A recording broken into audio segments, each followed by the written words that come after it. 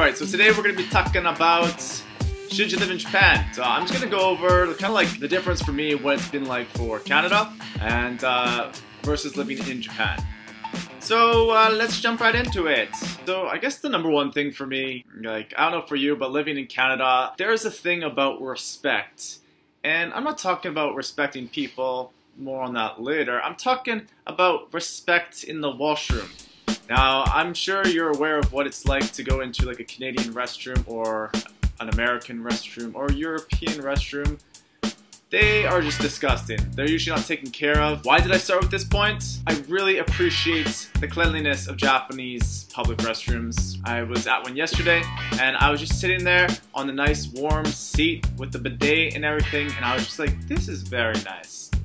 So, you may take it for granted, but when you're out in public a lot and you're using public washrooms quite a bit, having a nice clean washroom all the time is a huge thing. Again, on the next topic, I guess, as you can see where this is going, I am a bit biased now towards Japan, mainly because it's so fresh and it's so new to me. I've lived in Japan for less than a year, so I think that like I'm still in like the honeymoon stage of Japan. While we're on the topic of cleanliness, everything is clean.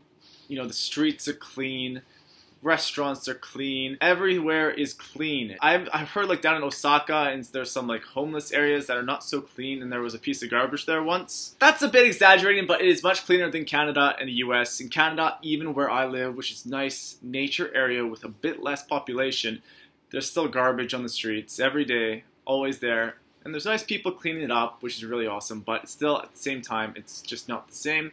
So for me, another huge bias is just how clean everything is, not just the toilets, not just the streets.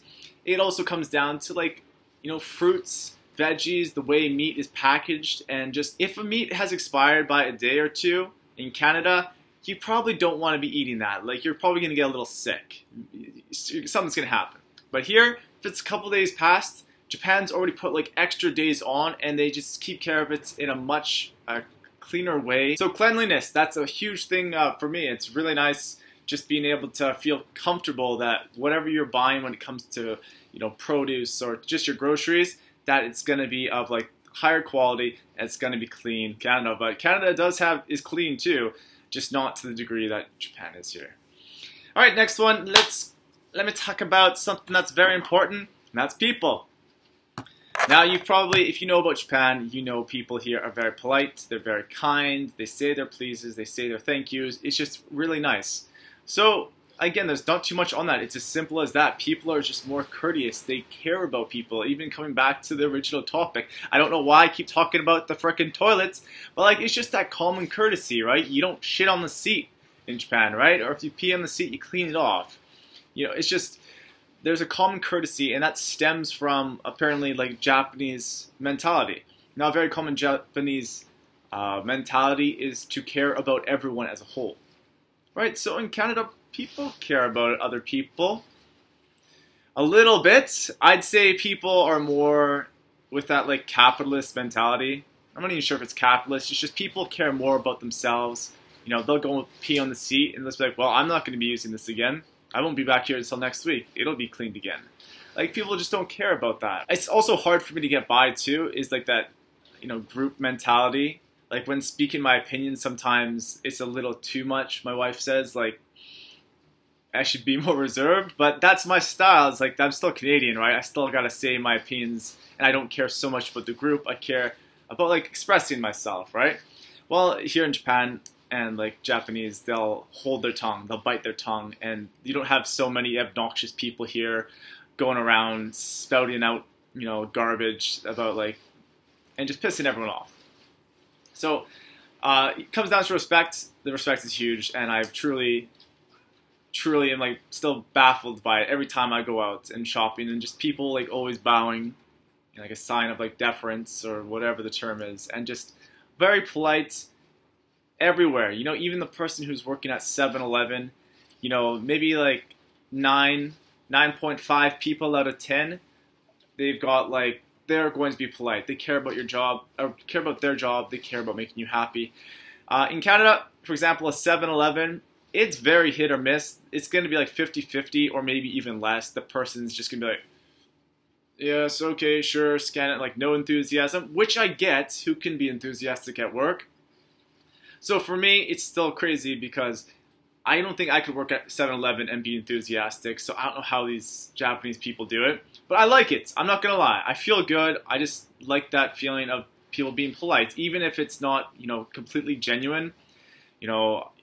Japanese people are still people too, right? They're just better at showing their emotions. Or I'd say Japanese people still show emotions just like Canadians and Americans, etc., but they just hide it a bit better because they respect, they care about the group, right? They may not specifically care about you specifically, but you are part of the group.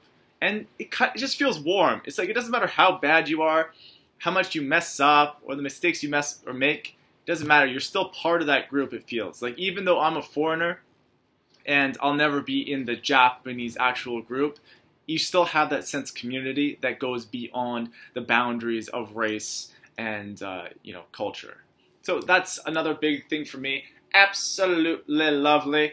The next thing is, very biased on this, I love my food in Canada. Like my family, we always grew up with very Asian styles of meals. For example, like Indian food, like butter chicken, chili chicken, lots of curries, just lots of curries. And lots of traditional stuff too, like your meat and potatoes, etc. And I really do like Canadian food, and I miss it right now. I kind of want to be at home and like have my mom's home cooking. It's just, yeah. Anyway, so going to this, as I'm still more biased, even though I do miss Canadian food, I love it. Oh, Japan is just, it's very nice. It's very convenient. It's very high quality. It's very unique. The styles are always different. Again, in Canada, downtown Vancouver, for example, you will find this as well, but not to the degree it is in Japan. Like I'm out here in like sort of the countryside near a city called Sakata, and it's a medium-sized city, and there are still like thousands of restaurant choices, just like anywhere, but there are so many different varieties. It reminds me of just, even here, reminds me of the feeling of like living downtown Vancouver, and I'm in the countryside. So I've been to Tokyo many times, and Tokyo is just amazing. It's just a galore of high variety of foods, high variety, high quality, good service and everything. So the food, I'm very biased here. I still like Canadian food, but I'm sorry, Japanese food, and their takes on Western food and everything is just a marvel. And the presentation of the older meals are spectacular as well. So I'd say that's another huge bias. If you're thinking of coming to Japan versus where you are living in the world, you are going to love the food, even if you don't like Japanese food. There's tons of Western food, tons of Indian, South American, you just name it, they've got it. It's delicious Thai foods. I love the tom yums I've had here in Japan so far. So if you're thinking about food and food's a big thing for you, come to Japan. It's spectacular. I love it. I'm talking too much about food because I love me some food. Okay, so next, again, I'm out in the country, so I'll just do this comparison. This is going to be sort of like the negative part on Japan versus Canada. I like Canada because it's not too crowded where I live. I live in Burnaby, which is near Vancouver. And even Vancouver, the SkyTrains can be a little bit crowded at times. It's nothing compared to Tokyo. If you are not a people person, again, I'm not going to generalize and say, all of Japan is Tokyo, but Tokyo seems to be where most foreigners like to go because Tokyo is freaking awesome. So if you don't like people, it's pretty obvious. It's Tokyo, right? It's one of the biggest cities in the world with the highest population density. So you're always going to experience lots of people. If you're claustrophobic, do not go on the trains. They are just crazy during the morning rush hour. If you're working there, figure out alternative. This is my opinion. Some people don't care about public transit so much, it doesn't bother them. Or if it does bother them, they just grit their teeth and bear with it. For me, it really does bother me. I cannot stand public transit on SkyTrains and buses and just being so close to people all the time. I don't know why, I just don't like it.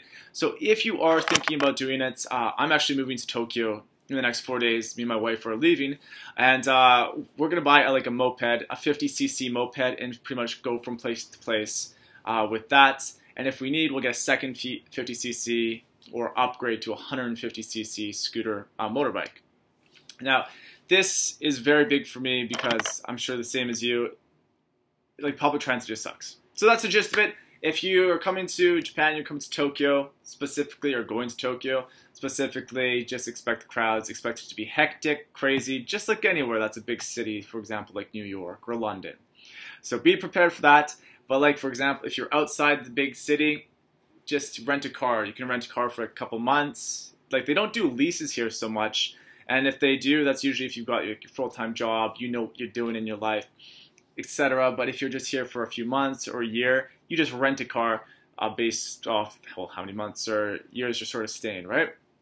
So if you're outside Tokyo, you will not have to stress. Just rent a car. Our monthly payments like $200 a month, plus gas and insurance. You know, it's like $400 or something like that. So that gives you freedom. Lovely. So do not pigeonhole yourself into thinking that you have to stay, you know, in Tokyo. Tokyo is a nice getaway for some people, and for me, I've never lived there. My wife has, and she said it is crazy, but it's fun. So don't think of Japan as just this futuristic place. Like, we're out in the country, and people, when they see me, they're like, "What is that?" They're like, "Who is that?" Like, it's you really stand out if you're outside like the big cities, and it's very like. Besides standing out, though, it's very relaxed. Like, it's like countryside anywhere. So don't, pigeonhole thinking that Tokyo and Osaka or Fukuoka are like, that's Japan. Those are big cities in Japan. And of course, Japan is very famous for like extra, like, or amazing technology, etc. Come here for that too, but remember, Japan's got so much going for it. Don't pigeonhole yourself into that. Anyways, there's actually so much more I could go into this, but those are pretty much like the biggest things for right now. So yeah, just think about it. If you like cleanliness, you like respectful people, you like good food, and you know, you're very versatile in where you want to live. You don't have to live in the city. You don't have to live in the country. It's very versatile. Come to Japan. It's gonna be awesome, even if it's for a short time. Like, if you're below the age of 30, you can get a working holiday visa, depending on where you're from. Again, if you're the US, Canada, Australia, a bunch of different countries, they offer like a one-year program. Check that out. Wherever your country is, it could be very different. And if not, come for vacation. If, like, you know, save some money, do some work online, teach English online while you're traveling, etc. You know, maybe you spend a few months in Japan, and you do what I did, and you go down to Thailand for like 6 months, because it's so cheap there. When you teach English online, you can do that anywhere, right? So anyways, that's it for this video. If you want to know more, please leave a description or a comment down below. And if you want, please leave a like, subscribe, as everyone pins in every single video, because that's just the way it is. Anyways, until next video, wherever you are in the world, have yourself a very, very classy day. And we'll see you in the next video.